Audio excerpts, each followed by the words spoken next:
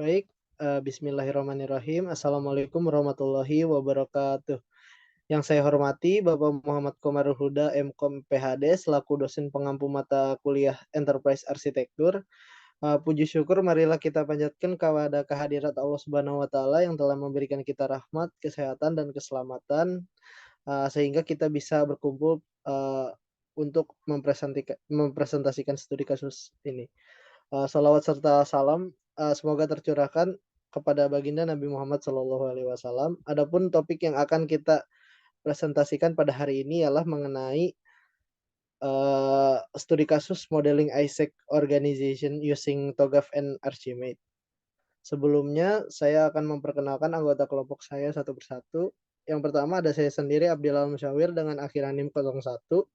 Kemudian ada Muhammad Al-Kifahrezi dengan akhiran NIM 05. Kemudian ada Wildan Nur Rahman dengan akhiran NIM 06. Untuk topik pembahasan pada pertemuan kali ini, yang pertama yaitu tentu ada introduction, kemudian ada fase A, yaitu arsitektur vision, kemudian ada fase B, bisnis arsitektur, kemudian ada fase C, IS arsitektur atau application and data, kemudian ada fase D, teknologi arsitektur, kemudian fase E dan F, opportunities dan solution migration planning. Dan yang terakhir yaitu kesimpulan. Pertama-tama, ISEC merupakan organisasi pemuda internasional yang bergerak untuk mengembangkan potensi kepemimpinan dan menjadi duta luar negeri untuk menjalankan program sosial pemuda dunia. ISEC merupakan organisasi yang digerakkan oleh mahasiswa di seluruh dunia. Bersama dengan perusahaan dan startup, ISEC memfasilitasi jaringan pertukaran lintas budaya dalam bentuk pengalaman magang profesional. Maka dari itu ISEC in UIN Jakarta hadir untuk memfasilitasi pemuda-pemuda di Tangerang Selatan. Salah satunya dengan adanya Global Talent Internship yang membantu para pemuda untuk dapat mencari pengalaman dan memperluas wawasan di dunia internasional.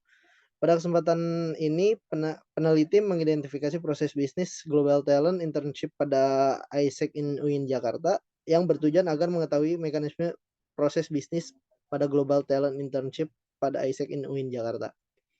Boleh di next. Nah, visi dari ISEC ini yaitu adalah berfokus pada pengembangan generasi muda untuk membangun sebuah dunia yang lebih inklusif melalui pengalaman yang mengubah hidup melalui program pertukaran ke luar negeri untuk memberikan pandangan hidup yang lebih luas dalam aksi dan juga kontribusi yang dapat diberikan kepada masyarakat.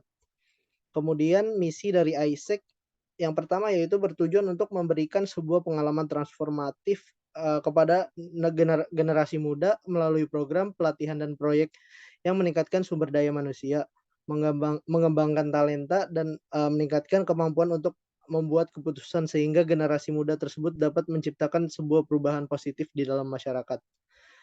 Yang kedua yaitu ISEC juga bertujuan untuk membantu generasi muda menjadi generasi yang lebih terampil dan berdaya dengan meningkatkan keterampilan dan wawasan global mereka dan memberikan mereka pengalaman bekerja di seluruh dunia. ISEC bekerja dengan berbagai organisasi global, pemerintah dan badan internasional untuk mencapai tujuan tersebut. Boleh di next. Nah, tujuan strategis dari ISEC ini yang pertama yaitu membangun jaringan global yang terintegrasi antara pelajar dan profesional muda di seluruh dunia untuk meningkatkan pengalaman belajar dan pengembangan karir. Kemudian meningkatkan kemampuan ISEC untuk menyediakan layanan kepada pelajar dan profesional muda melalui pengembangan keahlian dan teknologi. Kemudian menciptakan peluang yang berharga bagi pelajar dan profesional muda melalui program kepemimpinan dan pengalaman. Kemudian mempromosikan nilai-nilai ISEC yang dapat meningkatkan kesadaran dan keterlibatan masyarakat dalam pendekatan berkelanjutan terhadap pengembangan global.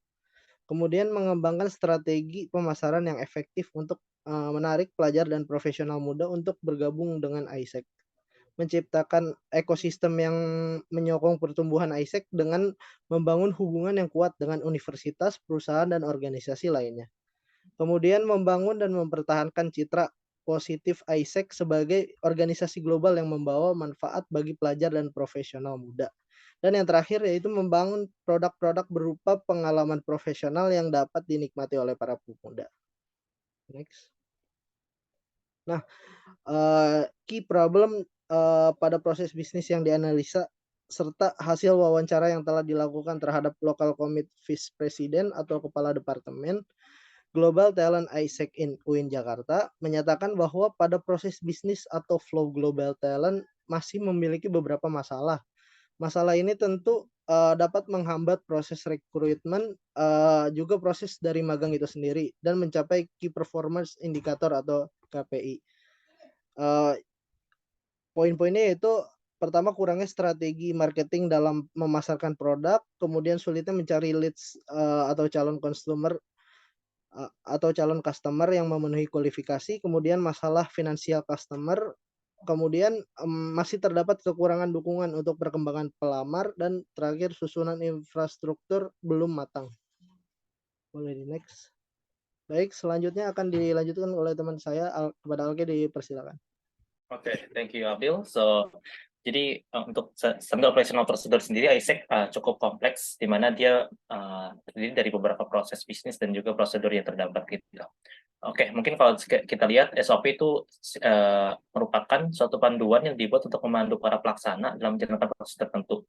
Tujuannya apa? Tujuannya adalah untuk menjamin bahwa semua tindakan melalui proses yang sama dilakukan dengan cara yang sama di semua lokasi, artinya konsisten. Nah, kalau misalkan kita lihat nih, yang pertama, mungkin saya nggak bakal coba jelasin satu persatu ya, karena ini bisa dilihat juga. Yang pertama ada nama prosedur nih, sebagai contoh ada pembukaan registrasi. Kita udah bisa identify itu SOP-nya siapa aja yang termasuk dalam aktornya. Ya kan, di sini aktornya ada local committee. Local committee artinya berarti disebut juga dengan LC, itu adalah contohnya seperti ISEC Win Jakarta itu adalah local committee gitu. Kalau misalkan ISEC Indonesia itu adalah local committee yang teratasnya. Terus kemudian ada juga human resource, ya berarti ini ada masuk kaitannya dengan back office, ada team leader, exchange participant coordinator and customer, dan juga ada exchange participant atau si pelamar atau customer kita sendiri. Terus SOP-nya di mana sih lakunya? Nih, yang pertama ada di situs ISEC yang bertambah dengan EXPA. Ya, jadi EXPA itu suatu platform khusus LC untuk melakukan proses bisnis yang ada kayak gitu. Prosedurnya kapan? Setiap hari ya. Untuk pembukaan registrasi ini memang mereka itu membukanya setiap hari mulai sekarang, khususnya semenjak setelah pandemi COVID, mereka udah open regular lagi, enggak kayak sebelum pandemi COVID. Jadi kita di sini masukin setiap hari karena memang kita lihat dan analisisnya dari proses yang sekarang terjadi. Dan kalau misalkan dilihat mungkin dokumennya yang terlampir apa ya, sebagai contoh mungkin ada proses menghubungi, di situ ada dokumen terlampirnya, ada kurikulum vitae, ada LDA, ada portfolio dan lain-lain untuk mendukung proses dari pengaplikasian yang dilakukan oleh customer.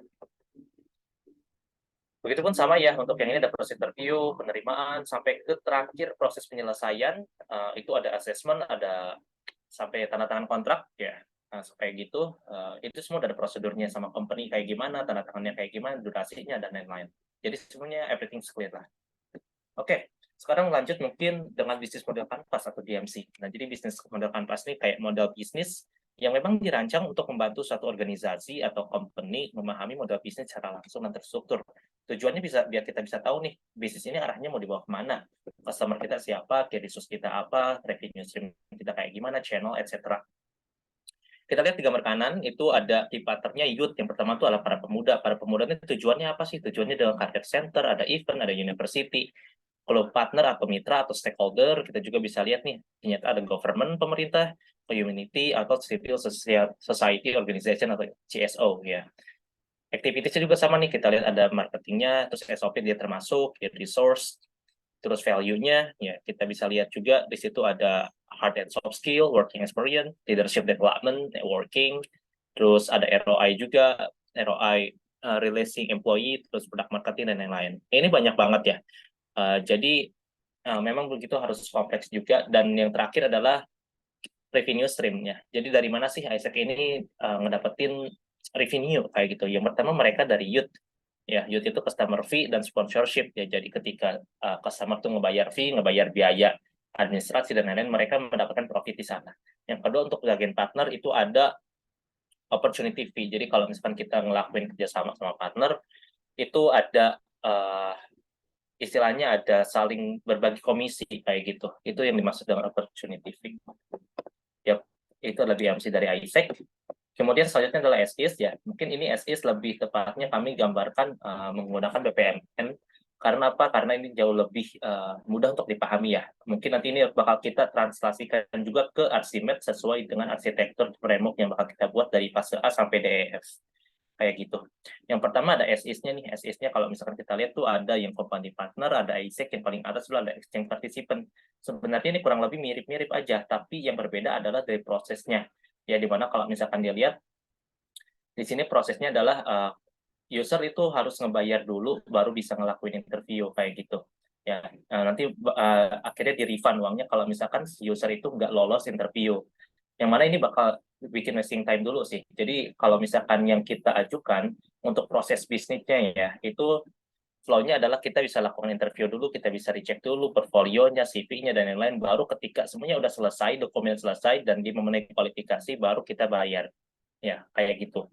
Itu kurang lebih dari simpelnya sih. Dan itu menurut saya pribadi, menurut kita, itu bakalan meningkatkan yang namanya retensi pengguna dalam menggunakan web portal yang bernama Expat tersebut. Karena kebanyakan ada drop point dan juga risk-nya menjadi turun dikarenakan mereka itu udah semakin males ya ketika harus bayar duluan, tapi mereka melakukan proses kayak gitu.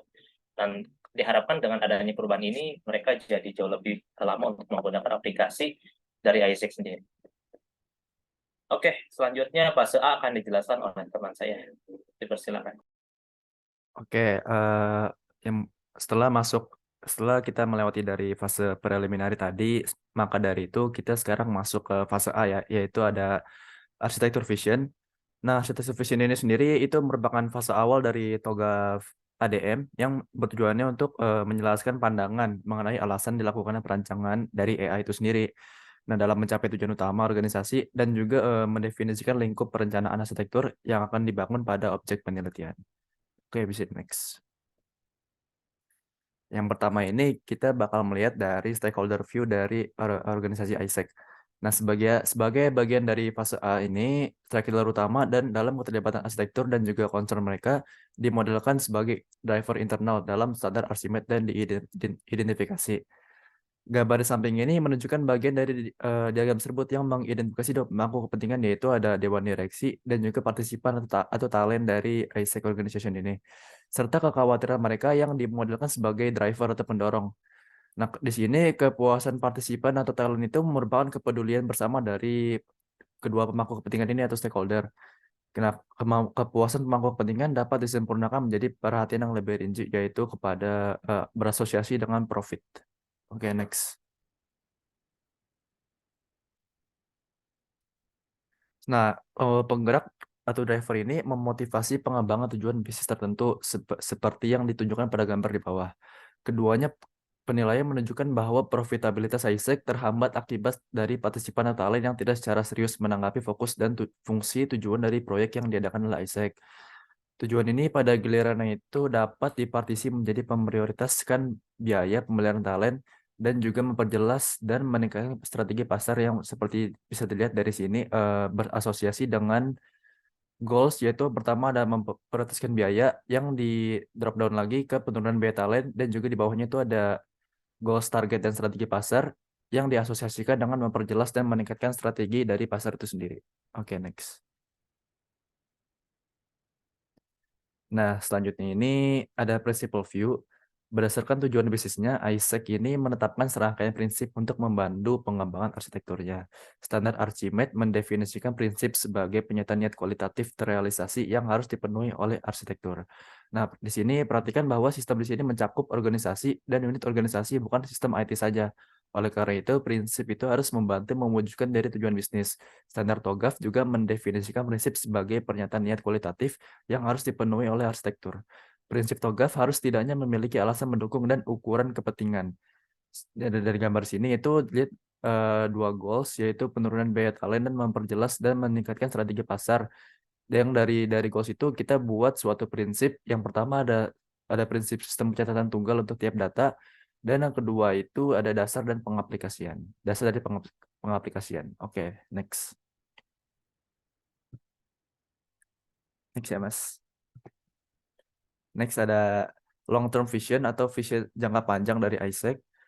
Eh, di sini kita membuat strategi baru yang tentunya juga harus berkontribusi pada driver utama dari organisasi seperti yang kita urahkan pada gambar sebelumnya. Nah, hubungan antara strategi, kemampuan atau capability, hasil yang diharapkan dan pendorong pemangku kepentingan ditunjukkan pada gambar di samping. Nah, strategi pengembangan kedekatan Persipan mengharuskan ISEC untuk mengembangkan sejumlah kemampuan dan sumber daya baru termasuk manajemen talent digital, tata kelola finansial, dan analisis data. Nah, dari gambar sini kita bisa melihat itu yang di bagian bawah itu adalah capability atau kemampuan dari suatu organisasi yang pertama di sini ada talent management dan juga finance governance yang dibantu dengan course of action untuk mencapai goals dari strategi long term ini. Oke, next. Kemudian ada konsep solusi, ini bagian terakhir ya. Nah, elemen penting dari arsitektur vision ini yaitu representasi tingkat tinggi dari target arsitektur dan bagaimana ini memberikan solusi untuk kebutuhan perusahaan. Jadi, setelah kita melakukan pemodelan tadi, maka baiknya itu kita menjelaskan juga konsep solusi dari apa yang sudah kita jabarkan. Nah, di sini untuk menjelaskan nilai tambah arsitektur upaya kepada pemangku kepentingan. Nah, diagram konsep solusi TUGAF juga dibuat menggunakan bahasa Archimedes untuk tujuan berikut. Di sini kita bisa melihat itu course of action, ada juga resource-resource yang dibutuhkan seperti kompetensi media sosial, aplikasi media sosial yang dibutuhkan untuk interaksi pelanggan, yaitu menggunakan resource otomatisasi CRM, organisasi, dan lain-lain. Oke, bisa di next. Nah, untuk fase berikutnya ini akan saya berikan kepada rekan saya, Abdillah Al-Musyawir. Kepadanya dipersilakan. Baik, terima kasih Wildan. Oke. Selanjutnya pada fase B yaitu bisnis arsitektur. Boleh langsung di next. Nah, yang pertama-tama yaitu terdapat struktur organisasi dari ISEC itu sendiri. Bisa dilihat dari gambar di samping. Struktur organisasi umum dari ISEC UIN Jakarta dikelompokkan menjadi yaitu pertama ada lokal komite presiden, kemudian dilanjut langsung dengan front office dan back office. Termasuk struktur organisasi dapat dilihat di gambar di samping. Bagian front office terdiri dari partner engagement inisiatif yang berfokus terhadap pengembangan bisnis dengan partner dari dalam negeri, dan youth engagement inisiatif yang berfokus terhadap pengembangan bisnis dengan partner dari luar negeri. Sedangkan bagian back office terdiri dari brand marketing, talent management, outgoing exchange, finance governance, and legality, dan external relation and business development. Boleh di next. Kemudian value stream untuk mengungkapkan pada tingkat strategis bagaimana ISEC menciptakan nilai bagi pelanggannya, yaitu menggunakan value stream. Value stream untuk memperoleh produk ISEC digambarkan pada gambar di bawah ini. Jadi yang menunjukkan tahapan dalam produksi nilai, kontribusi nilai dari setiap tahap, dan hasil yang diperoleh untuk pelanggan. Pertama yaitu pembukaan registrasi, kemudian dilanjut oleh proses menghubungi, kemudian exchange participant, kemudian induction and ruang konsultasi, kemudian proses pelamaran magang, kemudian proses interview, dilanjut langsung ke proses penerimaan, kemudian pemberangkatan, kemudian proses pemagangan, dan terakhir proses penyelesaian. Jadi next. Kemudian yaitu capabilities. Capabilities memungkinkan untuk membuat ikhtisar terstruktur dari kemampuan perusahaan. Peta kemampuan biasanya menunjukkan 2 atau 3 tingkat kemampuan di seluruh perusahaan. ISEC perlu meningkatkan atau mengubah beberapa kemampuannya untuk mengimplementasikan perubahan strategis dan operasional yang diharapkan. Oleh karena itu telah dibuat capabilities atau peta kemampuan untuk mendapatkan pandangan yang jelas tentang arus kemampuan, dan berikut merupakan gambar capabilities ISEC in UIN Jakarta. Yang pertama ada finance governance and legality, kemudian partner engagement initiative, kemudian youth engagement initiative, kemudian brand marketing, kemudian external relation and business development, kemudian ada outgoing exchange, kemudian yang terakhir ada talent management. Next. Kemudian business function, beberapa dari fungsi bisnis dipresentasikan di back office dan front office di divisi di ISEC.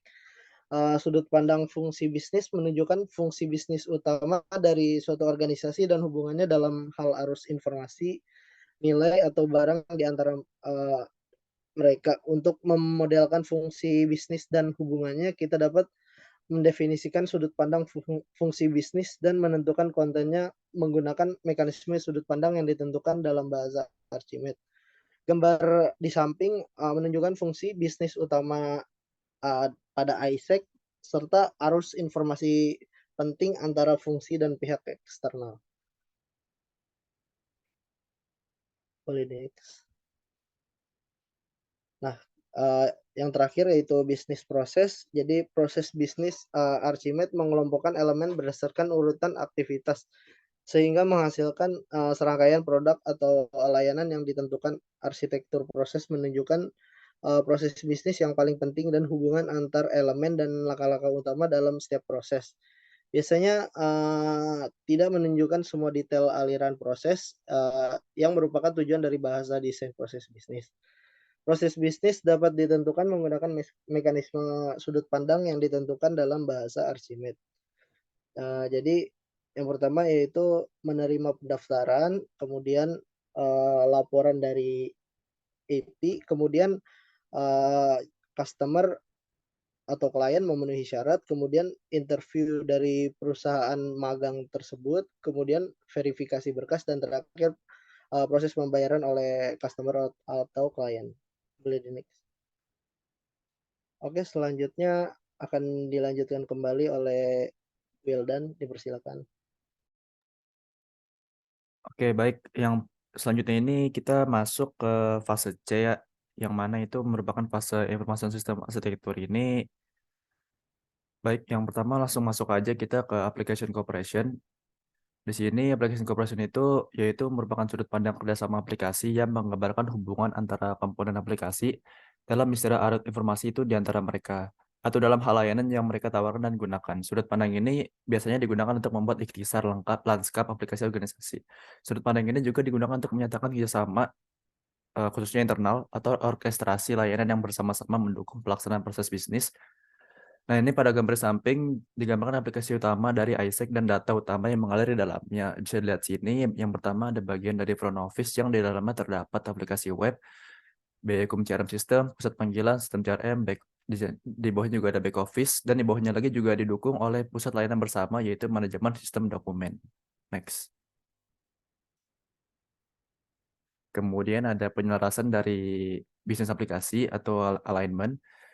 Nah, konsep layanan aplikasi ini memainkan peran sentral dalam sudut pandang ini. Gambar di atas menunjukkan subset dari layanan yang ditawarkan oleh aplikasi yang digunakan oleh ISEC Project dan subproses dari proses penanganan pendaftaran talent yang menggunakan salah satu dari layanan tersebut. Di sini merupakan salah satu proses dari pendaftaran talent ISEC. Yang pertama itu pengisian data. Di sini didukung oleh aplikasi yaitu pertama ada verifikasi berkas, penerimaan bayaran, dan juga ada tab induction yang juga saling diselaraskan dari aplikasinya, menghubungi partner, interview dengan partner, persiapan keberangkatan. Dah, next. Kemudian ada application behavior. Perilaku solusi pergudangan data ISEC dalam konteks akuisisi data di satu sisi dan proses bisnis dan fungsi di sisi lain. Ditunjukkan pada gambar di samping. Premi asuransi perorangan pelanggan sebagian didasarkan pada data yang mereka peroleh dari perangkat yang berbeda. Data ini juga diproses untuk dibuat profil khusus talent yang menjadi masukan dalam perhitungan premi asuransi mereka dalam mengikuti proyek. Ya, di next. Gap analysis ini dari hasil analisis tunjangan untuk aplikasi divisualisasikan di atas.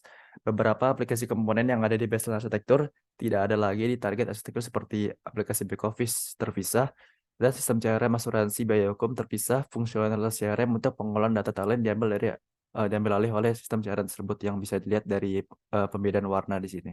Ya, next saja. Kemudian juga masih dari fase C, di sini kita fokusnya ke informasi arsitektur yang terutama pada data. Arsitektur data ISEC menjelaskan hubungan utama antara bisnis konseptualnya, objek, dan objek data logisnya. Gambar di samping ini menunjukkan subset dari objek bisnis yang didefinisikan oleh ISEC. Bagian dari informasi detailnya merupakan berkas dari pendaftaran yang terdiri dari kebijakan pembayaran, kebijakan pendaftaran, dan klaim.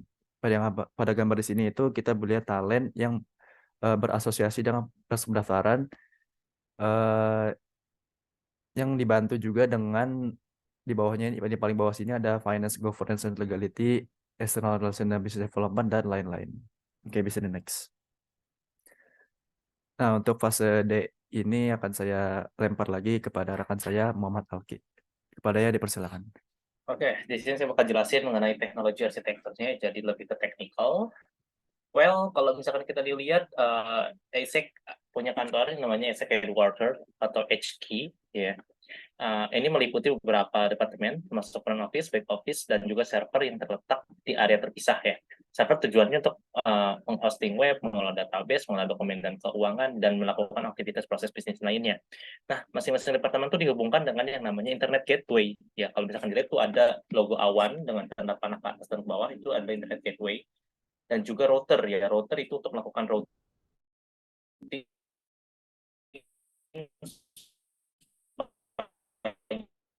ya,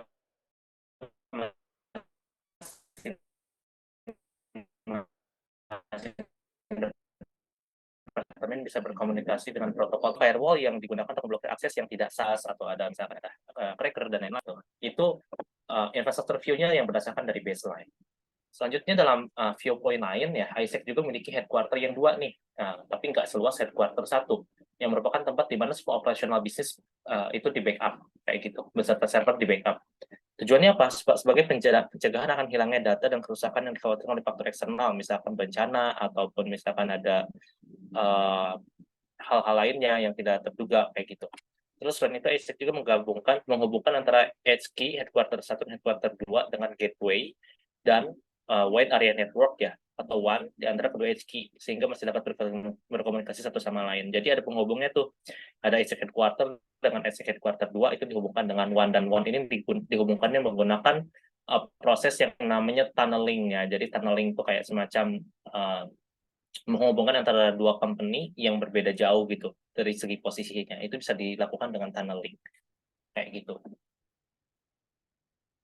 Selanjutnya teknologi arsitektur gap analysis ya. Dari hal tersebut nyatanya mereka itu masih kesulitan gitu loh, berdasarkan dari permasalahan yang sudah kita lakukan dari interview gitu. Mereka masih kesulitan, sistemnya masih belum bekerja dengan baik, servernya masih belum, uptime-nya belum bagus, webnya masih sering down, dan lain-lain. Maka dari itu kami mengusulkan dari sistem as is kepada to-be-nya dengan membuat headquarter baru yang bernama ISEC Service Center.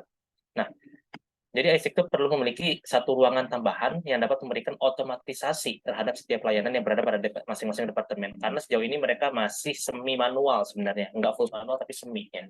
Sebagai contoh nih, ada apabila layanan yang sedang tidak tersedia namun terdapat exchange participant atau IP yang ingin mendaftar, maka akan dialihkan kepada otomatisasi dari front office dan begitu juga seterusnya. Nah, hanya saja tempat tersebut tuh perlu dipisahkan lagi ya dan dihubungkan lagi dengan tunneling bridge ya. Tunneling bridge itu jadi dia cuma nerusin atau nge-fast track yang namanya traffic dari headquarter 1 dan headquarter 2. Kayak gitu. Tujuannya supaya apa? Supaya tidak terjadi overlap dan throttling di antara sistem yang menyebabkan layanan terganggu sehingga mengurangi konversi.